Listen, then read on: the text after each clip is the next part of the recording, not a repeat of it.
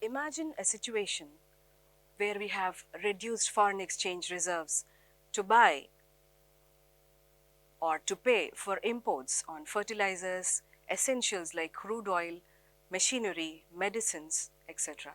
This was the situation of India in 1991. So let's dive into a major move or major reform which happened, a dramatic move which happened in 1991. Let's dive in. Hello and welcome.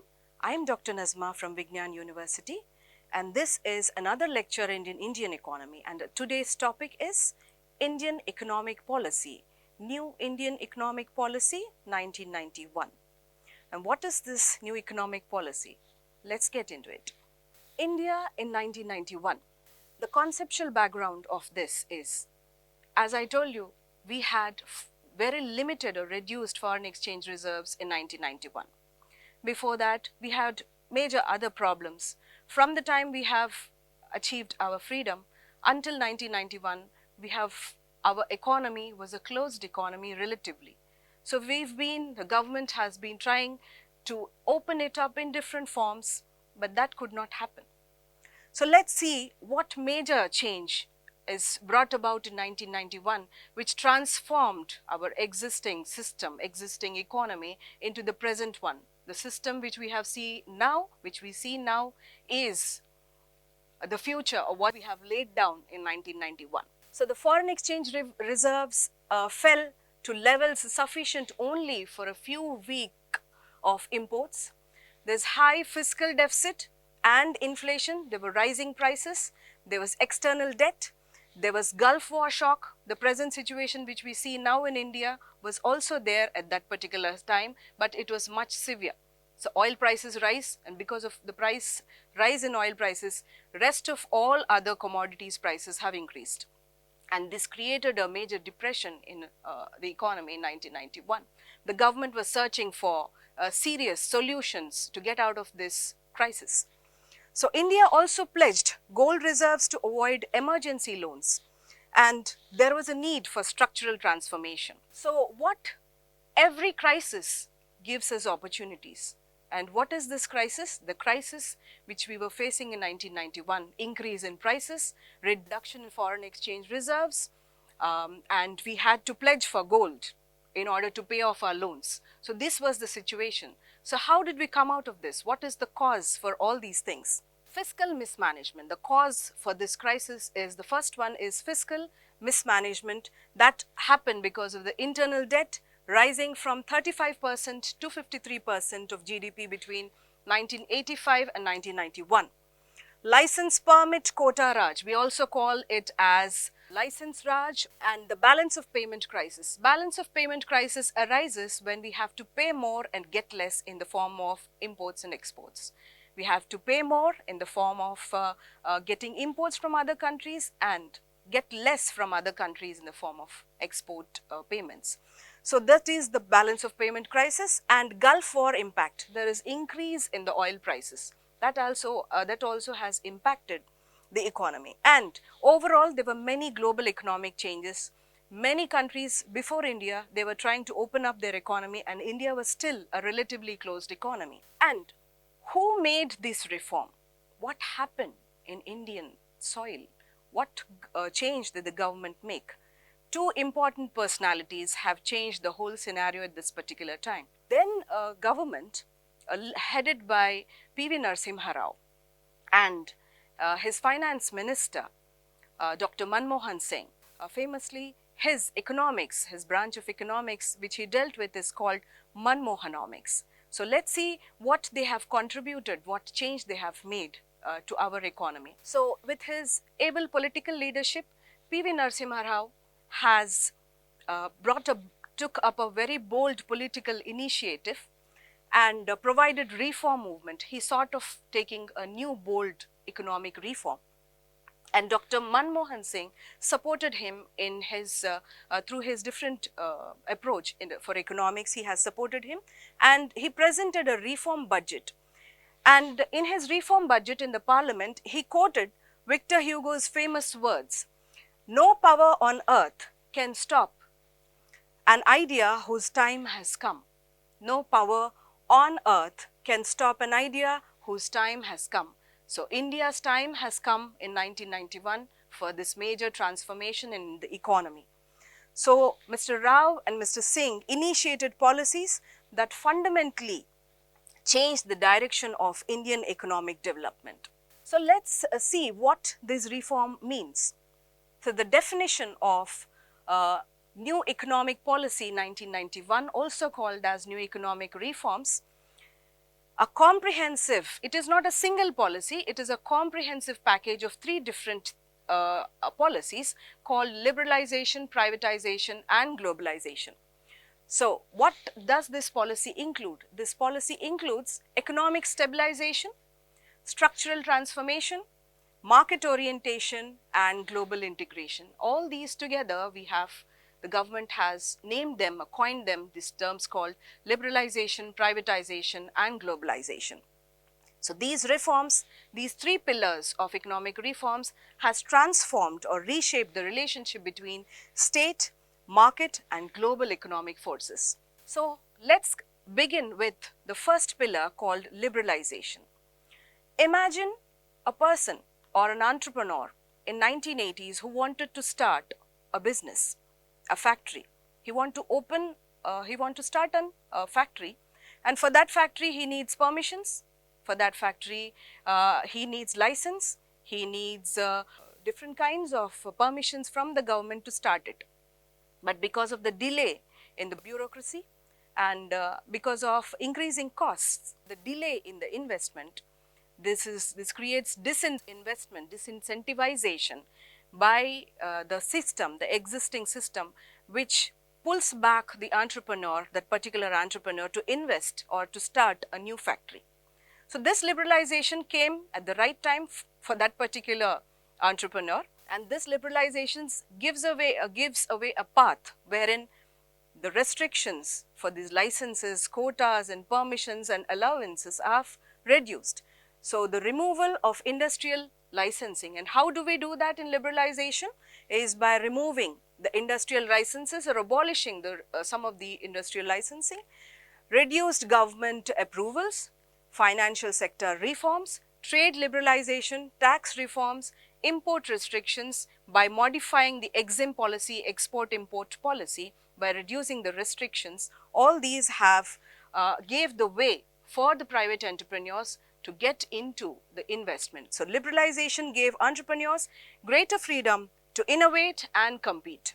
Next, we will move on to another pillar, which is called privatization. Why the government had to take up privatization is because before 1991, our government was dominating, the public sector was dominating the production and operations of different business enterprises.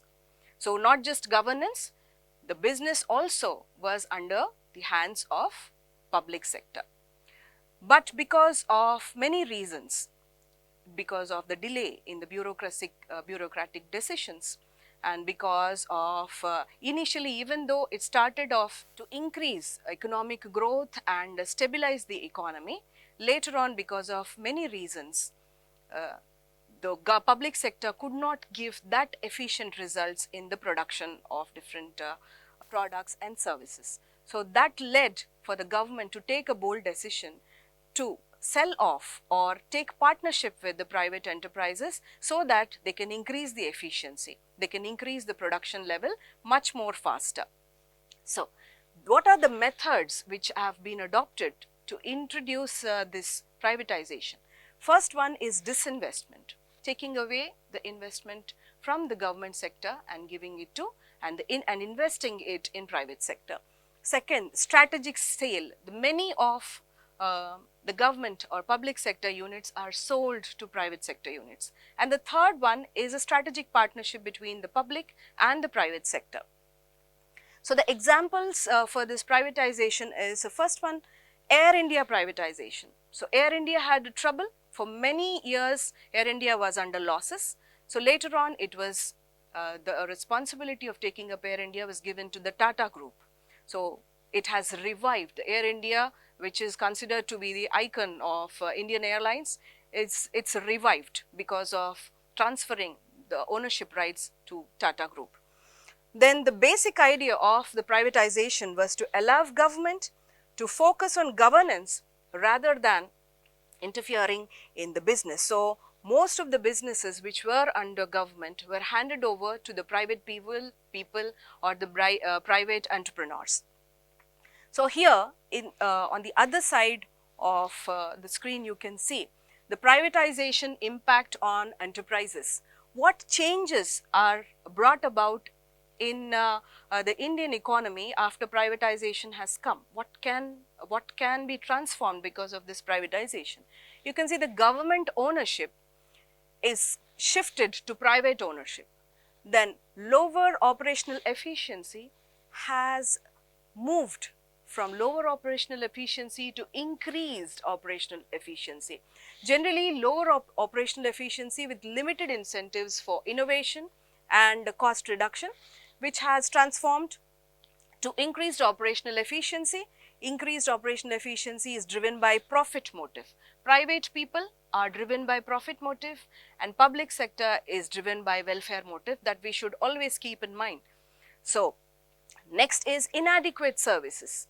Government is unable to provide all the services and not to up to the mark. So, inadequate services, when it is shifted to a private sector, it is improved services. So, inadequate services are characterized by long wait of processing, but improved services, quick services, efficient services. Then government funding, the reliance of public sector enterprises totally is on government. Government has to fund each and every activity, but that does not have to happen if it is for private sector. So, private sector is more financially accountable because you can see there is greater accountability of financial results with the potential of increase in the profits.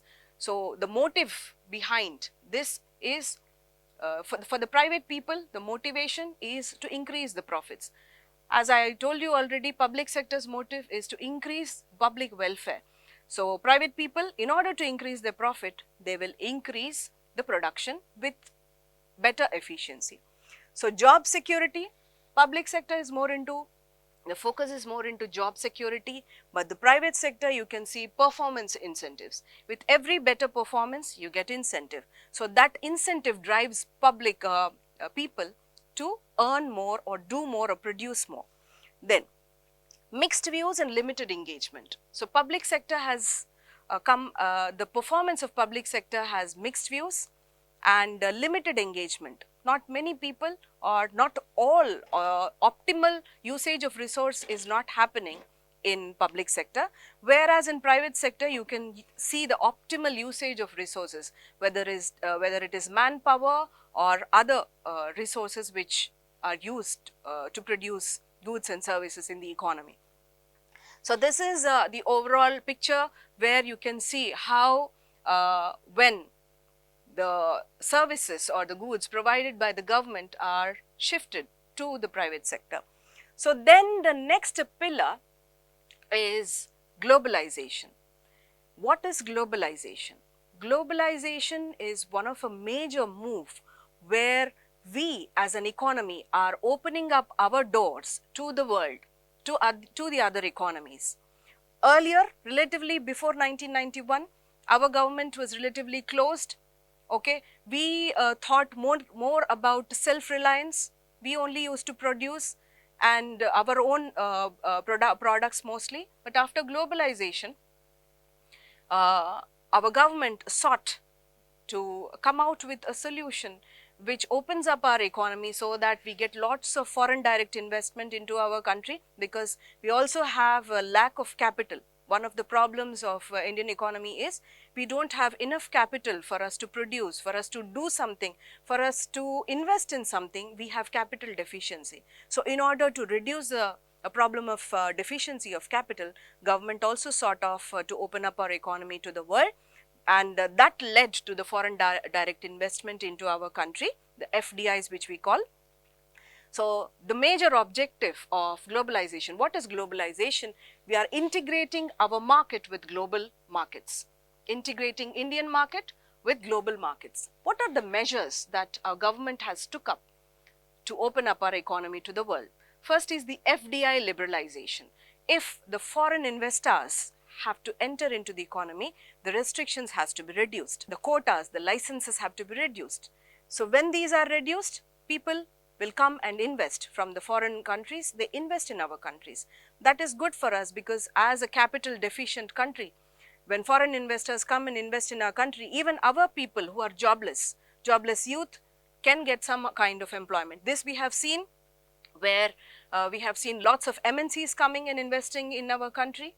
We have become a service provider. We are famously known as a service provider for many Western and European countries. So these are the measures which we are trying to know and understand. So FDI liberalization is the one, and export promotion. We have started to improve our exports so that we can have a balance of payment, so that we can solve the balance of payment crisis.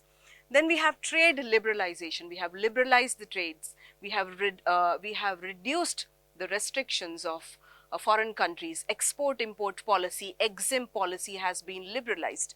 Then at the same time, almost the same time, we can see the WTO membership.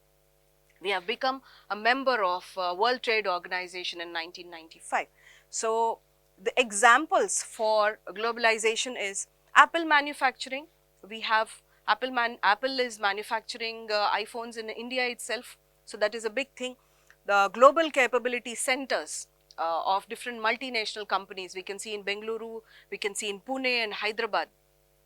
Then we have semiconductor investment. This has become a very important production where we can produce the semiconductors inside the country. So, lot of investments which we have seen in India in semiconductor investment is a very important area where we get lot of foreign exchange reserves. So, these are the different examples for globalization. So, globalization basically it transformed India from an inward looking phenomena or an economy into an increasingly globalized one. So, liberalization, privatization and globalization, these three pillars have bring about a huge change in Indian economy from 1991 till today. So, what is the impact of these reforms? The success story is, these are the positive outcomes. What are the positive outcomes? The first one is higher GDP growth. The gross domestic product has increased phenomenally because there are many, one sector which has increased in its output is the service sector, the IT sector, information technology sector, where we can see a huge change in the share of GDP from the IT sector or the share of GDP from the service sector to the national income, to the GDP. So, we have seen a rise of IT sector companies such as Infosys and Wipro and TCS and HCL, all these have emerged as global players. Then there is increased FDI, as I already told you, foreign direct investment also has increased.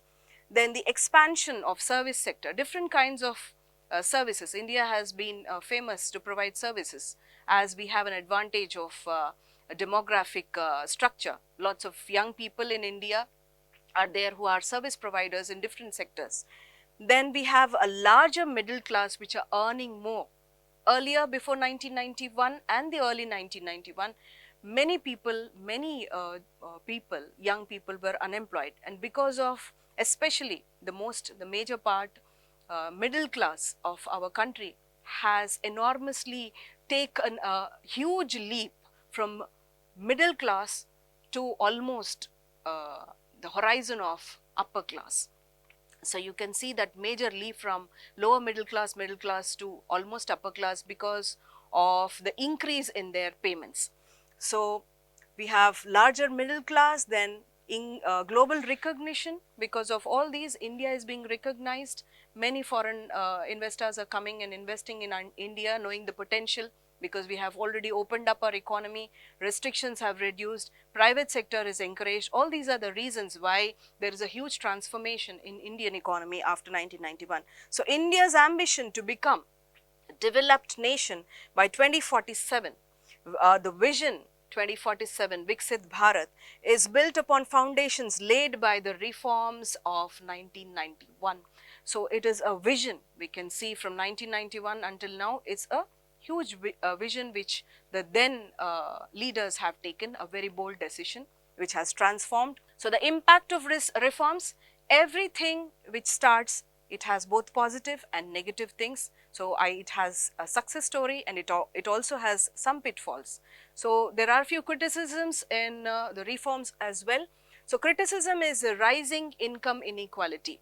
So, because of certain sector, there is a huge leap in certain sectors. We have three major sectors: agriculture, industry and the tertiary sector.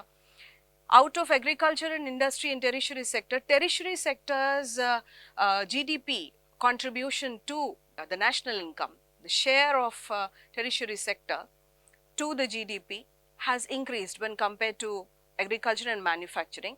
So, there is a reduction in the contribution of other two sectors, and this is also a neglect, and many people are shifting from the primary sector, which is agriculture sector, to directly to the service sector, as there isn't much remuneration paid. They are not getting enough reward for their work. So, that is one reason why we see the shift from agriculture to the service sector.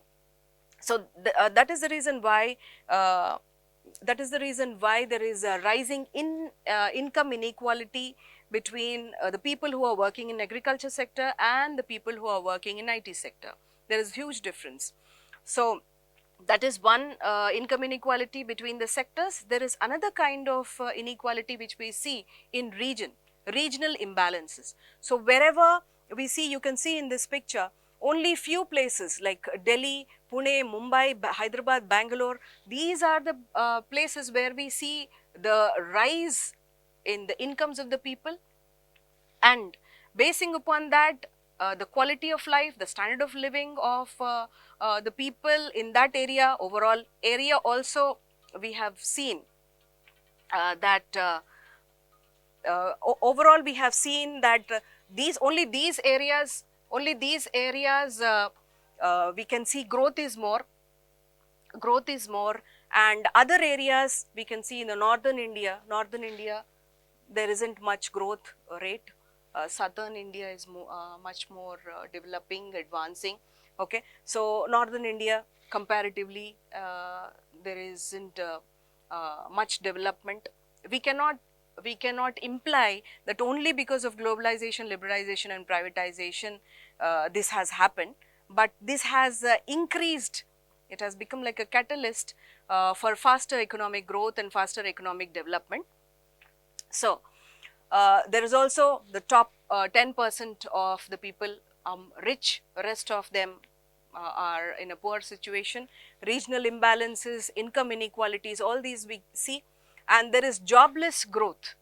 So, we can also say that we need to understand the difference between growth and economic development. Growth is the increase in the production of goods and services, and development is something which is a structural, transformative change in different areas, different sectors of an economy. So, growth and development are two different things. So, because of this structural change which happened, the LPG policy, we can only see lot of GDP growth. There isn't much development. Okay, the government has to transform this growth into development. That is what government should do. But we can see there is jobless growth, GDP rises faster than employment. So, this GDP growth is not leading to growth in the employment. Okay. So, then there is agrarian distress because of much focus is on the IT sector or much focus is on service sector. We can say that agriculture sector is neglected. So, there is agrarian distress and informal sector vulnerability. There is no job security for the informal sector. That is one reason. Okay. So, all these are the problems of the LPG reforms. From LPG to digital economy, from 1991 till now, what we have seen, the foundation which our leaders have laid, that is transformed, and we are moving forward into another journey where we can see the continuation of those reforms. Now, we are trying to make our economy as a digital economy. So, GST we can see the continuation of the process. We can see goods and services tax improved, insolvency and bankruptcy code, and then Jan Dhan Yojana, UPI revolution, PLI scheme, all these are the continuation of these policies. So the flow is like this. So from 1991 LPG to 2000 IT boom. So in 2016 we have undergone a digital push, and then we are looking forward for the future of a Viksit Bharat mission in 2047. So the journey from LPG reforms to digital India shows how economic transformation is a continuous process, and we will move on in a future for a better position of India. So why this economic reforms of LPG still matter? Why are we talking about these reforms still? What difference did it make? Yes, it made a huge difference. The key takeaways of liberalization, privatization, globalization are: it saved India from economic collapse. India was at the collapse. We were under economic crisis in before 1991. So it unleashed entrepreneurial energy. We can see different startups which have come up because of privatization, because of liberalization. Many companies are, many people or the entrepreneurs are coming forward to start to have their own private enterprise. So integrated India with the world, opening up our country to the world, have brought lot of foreign direct investment into our country, then created opportunities and also challenges. When we have opened up our economy, we have to face the demand problem. Okay, so we have to see that we have to compete with the global markets. Our Indian products, our Indian business people have to compete with global product. Positive side of it is we will develop the quality, but negative side of it is the foreign countries, foreign investors, they will dump their products in our country. For example, China, it's dumping our products in our country, and we are unable to cope up with that. So we have to increase our efficiency so that we can compete with the global markets. So all these continue to shape today's economy. So the new economic policy transformed a moment of crisis into a story of confidence, resilience and economic transformation. You can see here a larva has become a butterfly. From license Raj to economic stability, how we have transformed ourselves from a larva or a caterpillar into a butterfly. So we have low efficiency, fiscal deficit problems, and reform changed, urgent change we have changed, economic stabilization measures were taken by the government, and now it led to economic stability in the balance of payments. So I hope you understood this concept. Let's see the UPSC perspective. What are the questions which we can get from this? So prelims focus, you can see mostly on LPG reforms, balance of payment crisis, foreign direct investment, World Trade Organization disinvestment. This would be the main focus, and the possible questions from this topic would be from critically evaluate the impact of 1991 reforms, have economic reforms led to inclusive growth, discuss the relevance of LPG reforms in contemporary India, and the previous year questions trend is like this. So foreign direct investment, balance of payments, liberalization impacts and globalization outcomes. So these are the focus in both the prelims and mains UPSC. And let's see a sample few questions from the previous years. We see this question from prelims 2017. The question goes like this: which of the following has or have occurred in India after its liberalization of economic policies in 1991? Let's go with the options one by one. Let's try to study. Share of agriculture in GDP increased enormously. This did not happen because agriculture was neglected. The second one is share of India's export in world trade increase. Yes, definitely, because we have opened up our economy as a part of globalization policy. FDI inflows, this also is as a part of globalization policy. FDI inflows increased. India's foreign exchange reserve increased enormously. Yes, definitely, because before that we had a crisis in the foreign exchange reserves. We were unable to buy the basic essential imports. We were unable to pay the basic essential imports like machinery and crude oil and medicines, fertilizers, etc. So out of all these, the first one does not suit. The next three, the B, C, D is the answer. So to answer any question, you need to understand and go, and you have to understand the concept and then only answer. So B, C, D would be the answer. So these are the questions from the mains perspective, UPSC. So industrial growth, the question 1 goes like this: industrial growth rate has lagged behind in the overall growth of gross domestic product in the post-reform period. Give reasons. So industrial growth rate has lagged behind. Yes, from a previous discussion we know that the IT sector or the service sector, which we see, has improved enormously, but the manufacturing sector and the manufacturing sector, also known as industrial sector, and the agriculture sector, also known as primary sector, have lagged behind. They have been neglected. The IT sector is in a boom at that particular period of time.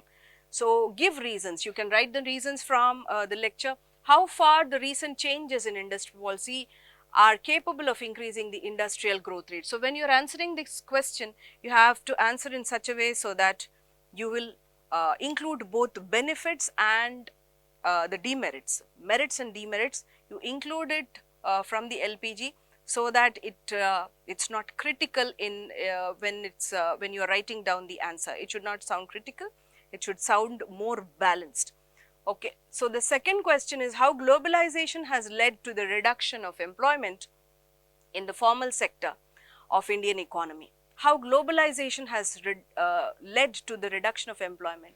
Yes, in the formal sector, definitely, because many investors from foreign companies have invested, and formal sector is lagging behind.